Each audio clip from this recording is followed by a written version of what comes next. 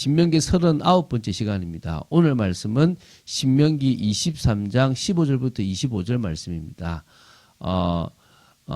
그 17절부터 19절까지 우리가 합독하고 신명기 23장 15절부터 25절 말씀까지를 보도록 하겠습니다. 그러면 신명기 23장 17절부터 19절 말씀까지를 한 목소리로 합독하도록 하겠습니다. 이스라엘 여자 중에 창기가 있지 못할 것이요 이스라엘 남자 중에 남창이 있지 못할지니 창기가 번 돈과 개 같은 자의 소득은 어떤 서원하는 일로든지 내 하나님 여호와의 전에 가져오지 말라. 이 둘은 다 내 하나님 여호와께 가증한 것임이니라. 내가 형제에게 구워 주거든 이자를 받지 말지니 곧 돈의 이자, 식물의 이자, 이자를 낼 만한 모든 것에 이자를 받지 말 것이라. 아멘. 자, 우리 신명기 23장을 어제에 이어서 오늘도 지금 보고 있습니다. 오늘 보게 될 부분은 어제에 이어서 신명기 23장 15절부터 25절입니다. 그러니까 하나님과 사람 앞에서의 자비와 순결과 또 성실의 의무에 대한 여러 신뢰들을 좀 제시하고 있습니다. 좀 구체적인 것들을 보죠. 우리가 지금 믿음의 삶을 살아가듯이 그 시대에 이건 이렇게 하고 저건 저렇게 하고 저건 바치면 안 되고 이건 절대 안 돼. 이런 부분입니다. 뭐 쉽게 볼게. 이제 오늘 이제 먼저 볼게요. 첫 번째, 도망을 나온 특히 이방인의 종을 다시 주인에게로 돌려 보내지 말 것에 대한 부분들, 또 창기와 남창을 두지 말 것에 대한 부분과 그들의 소득을 하나님께 바치지 말 것에 대한 것, 또 형제에게 이자를 받지 말 것, 또 서원을 반드시 갚을 것, 굶주린 이웃에게 자비를 베풀라, 이런 것들에 등에 대한 것들을 지금 보는 겁니다. 한마디로 좀 구체적으로 이때는 이렇게 하고 저 때는 저렇게 하죠. 잘 보면 지금 우리가 살아가는 삶에서 적용할 수 있는 많은 것들이 사실이 있습니다. 자, 우리 15, 16절을 먼저 보면요. 하나님께서는 이스라엘 백성들에게 이방인의 종이 그 주인을 피하여 이스라엘로 도망하면 그를 주인에게로 돌려보내지 말고 그가 거하고자 하는 성읍에서 이스라엘 백성들과 함께 거하게 하고 그를 압제하지 말라고 명하셨습니다. 뭐 지금으로 말하면 난민들이 온다고 했을 경우에 그들을 받아주라, 이런 의미도 볼 수도 있을 거고요. 그리고 또 여러 가지 진짜 힘들게 살아가는 사람들이 있으면 그들을 배려하고 그들이 제대로 살아갈 수 있도록 같이 이렇게 모든 일들에 나서라는 거죠. 그 어떤 의미에서는요, 기독교가 들어가서 했던 일이 사회의 가장 어두운 것을 밝히는 그런 많은 일들을 했었어요. 이런 말씀들 때문에 가능했지 않았나 싶습니다. 근데요, 이게 이방인에게서, 그러니까 다시 말하면 이방인의 그 이제 주인에게서 무조건 도망한 종을 모두 다 무조건 받아주라는 말씀은 아닙니다. 만약에 이 말씀이 도망쳐온 모든 종에 대하여 하신 말씀이라면 간음하다가 도망온 거나 살인해서 이렇게 범죄를 저지르고 도망쳐온 자까지도 받아주어야만 돼요. 그렇게 된다면 이 사랑의 행위가 아니라 도리어 법과 공의를 파괴하는 행위가 되기 때문에 그런 것들이 아니라 아까 말씀드린 어떤 진짜 혹독한 학대가 있었다든지 도저히 이길 수 없었 지금 벗어나지 않으면 안 될 것 같은 그런 어떤 정당한 사유로 도망쳐온 이방 민족의 노예가 있다면 자비와 긍휼을 베풀라라고 하시는 거예요. 자, 그러면 이게요, 사실은 그 나라 간의 분쟁이 될 수가 있어요. 그러니까 주변 국가와 정치적으로 외교적으로 마찰을 불러일으킬 수 있는 그런 일이 될 수도 있거든요. 그런데도 뭐라는 거죠? 이스라엘 사회에 커다란 문제가 된다 하더라도 이스라엘 사회가 그것을 수용하고 보호하도록 행하셨다는 것입니다. 그것은 하나님께서 창조하신 인간으로서 하나님께서 모든 인간에게 부여하신 기본적인 권리를 보장받아야 한다는 것이고, 하나님은 이스라엘이 제사장 나라로서 다른 나라의 그 모든 부분들을 위하여 헌신하기를 원하셨던 거예요. 그러니까 이걸 잊어버리니까 이스라엘이 선민사상에 빠져요. 지금 우리 기독교가 사랑을 실천하는 것은 믿는 자들에게만 하는 것이 아니라 불신자들에게 하기 위한 건데, 오히려 믿는 자들의 그런 뭡니까 이렇게 이익 단체가 돼 버리는 부분에서는 상당히 문제가 된다는 거예요. 조금 우리가 깨어 있고 이런 부분에 진짜 우리가 오히려 하나님의 사랑을 실천하는 일을 해야 될 줄로 믿습니다. 자, 17절과 이제 오늘 지금 그 18절을 보겠는데요. 이스라엘, 그러니까 항상 하나님은 성적인 타락을 되게 싫어하세요. 또 우상숭배도 되게 싫어하시고, 모든 성적 타락을 하나님이 싫어하신다고 보면 돼요. 그러니까 내가 그런 100% 생각까지 깨끗할 수는 없겠지만 우리가 그렇게 하려고 노력하는 삶, 성령 앞에 성령이 역사하시도록 나를 내려놓는 삶을 살아가야 될 줄로 믿습니다. 그래서 이스라엘 여자 중에서 장기가 있지 못하게 해야 되고요. 이스라엘 남자 중에서도 남창이 있지 못하게. 그러니까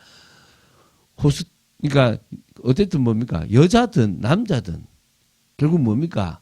뭐 하지 말라는 거죠. 몸을 팔아서 성행위를 가지고 돈을 버는 일이 없도록 해라는 것입니다. 그래서 이스라엘 백성들은 그 누구도 음행을 저질러서는 안 된다는 말로 보시면 돼요.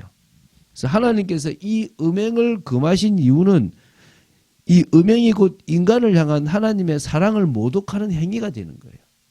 하나님은 인간을 사랑하시고 또 인간이 인간을 사랑하는 가장 정상적인 걸 가고 싶은데 비정상적인 행위가 비정상적인 사랑도 아닌 어떤 육체적인 탐욕이 뭡니까? 이 성행위라는 거예요. 그걸 하나님은 원치 않은 거죠. 한 사람을 사랑하고 그 사람이 나이가 들든 어쨌든 그와 같이 일평생을 같이 사랑하며 보내기를 원하시는 거예요. 18절에는요. 이렇게 나와요. 장기가 번 돈과 개 같은 자의 소득은 그러니까 구분을 하거든요. 어떤 서원하던 일로든지 내 하나님 여호와의 전에 가져오지 말라. 이 둘은 다 내 하나님 여호와께 가증한 것입니다.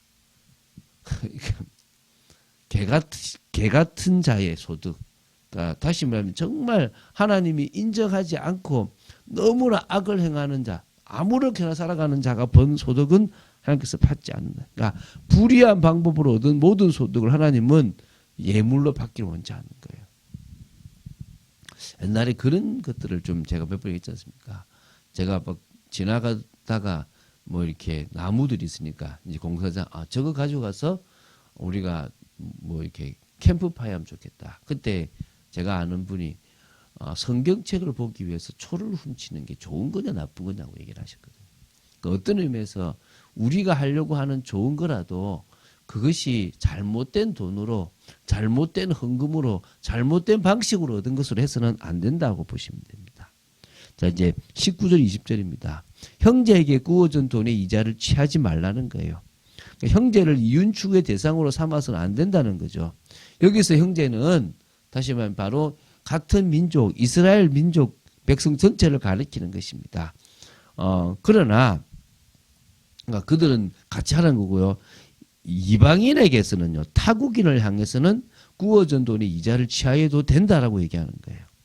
그러니까 어찌 보면 같은 민족인 이스라엘에게서는 그러지 말고 오히려 이방인에게는 해라 이 말이죠. 그죠? 그것도 물론 가장 맞게끔 하는 거죠. 20절에 보면 이스라엘 백성이 장차 가나안에 정착하여 주변국들과 무역 거래를 하게 될 경우를 대비해서 이제 상업적 목적으로 이스라엘의 이런 머무는 무역 상인들을 대상으로 뭡니까?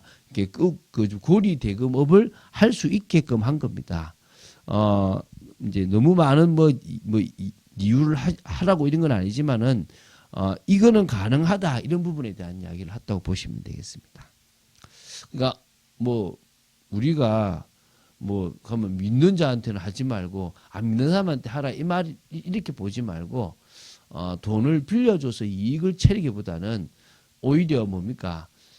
그냥 남을 베풀기 위한 것으로 하지만 그러나 어떤 사업적인 부분이라면 그런 부분을 너무도 이렇게 그냥 베푸는 조금만 하지 마라 이렇게 보면 되겠죠. 그죠? 21절부터 23절은 서원에 대한 거예요. 우리가 하나님 앞에 이렇게 하겠습니다. 예물을 드리겠습니다. 이런 거거든요. 서원을 하지 않았으면 죄가 없겠지만 만약 서원을 하고서도 그 서원을 갚기를 더디하면 그것은 죄가 되므로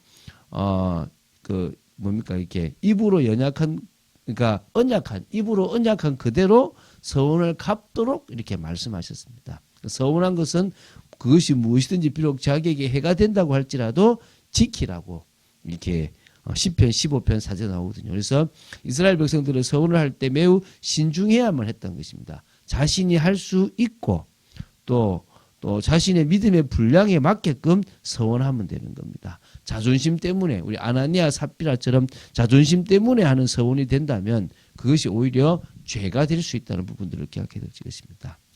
자, 24, 25절 참 중요해요. 누군가가 이웃의 포도원에 들어가서 손으로 그 포도를 따서 배불리 먹거나 이웃의 밭에 들어가서 손으로 그 이삭을 따도 된다는 말씀이었어요. 우리 옛날에 보면은 이렇게 서리하잖아요. 이렇게 저 시골에. 그러니까 지금은 그거 하면 큰일 나잖아요. 과거에는 그것을 허락하셨어요. 그러니까 굶주린 이웃이 비록 남의 포도원이나 곡식밭에 들어가서 그 줄인 배를 채운다고 할지라도 이스라엘 백성들은 그것을 사랑과 관용의 정신으로 허락하라는 거예요. 왜냐하면 결국 우리도 그러니까 너희들도 그런 어려움 가운데서 하나님의 은혜를 입었고 또 누군가도 그럴 필요가 있다라는 겁니다. 그래서 그런 부분들에 대해서 하나님이 주셨다는 것도 인정하고 하나님이 베푸신 은혜만큼 또 다른 사람에게도 그 은혜를 베풀라고 하는 거죠. 오늘 여러 가지를 좀 봤습니다. 구체적이죠, 그죠? 하나는 확실해요. 내가 내 이웃을 내 몸처럼 사랑한다면 그 영혼에 대한 사랑이 있다면 당연하게 해야 될 것들에 대한 거라는 거예요. 지금도 막 이렇게 살아 이 말이 아니라 그냥 내 가족과 같은 생각을 가진다면 해야 될 부분들을 생각하면 돼요. 그렇게 살아가면 가장 정상적인 삶이 될 수 있다는 거예요. 오늘 그런 축복된 삶을 여러분들이 살아가고 그래서 그런 마음에서 용서라는 것, 사람과의 관계를 계속해 나가는 것, 그리고 내가 하나님과의 관계가 되어지고 사람에 대한 이해, 저들에 대한 올바른 이해가 되어질 수 있다면 당연히 되어질 거라고 믿습니다. 그런 축복을 사실적으로 누리고 응답 속에 있게 되기를 주 예수 그리스도 이름으로 축원드립니다. 주는 그리스도시요 살아계신 하나님의 아들이심을 고백합니다. 위대하신 하나님의 은혜를 아는 저희들이 이렇게 말씀을 보면서 조금 더 남을 향한 배려, 또 가진 자로서 가지지 못한 자를 위해서 또 고통받고 있는 이웃을 위해서 우리가 어떻게 살아가야 되는지에 대해서 알게 하심을 감사합니다. 성령의 충만함을 허락하시고 하나님의 은혜 가운데 있도록 하나님이 친히 지켜주시기를 간절히 소원합니다. 주님의 뜻과 통하는 귀한 응답의 시간 되도록 지켜주시옵시고 저희들의 삶이 사랑이 당연히 실천되는 복된 삶이 되도록 지켜주시옵소서. 주 예수 그리스도 이름으로 기도드립니다. 아멘.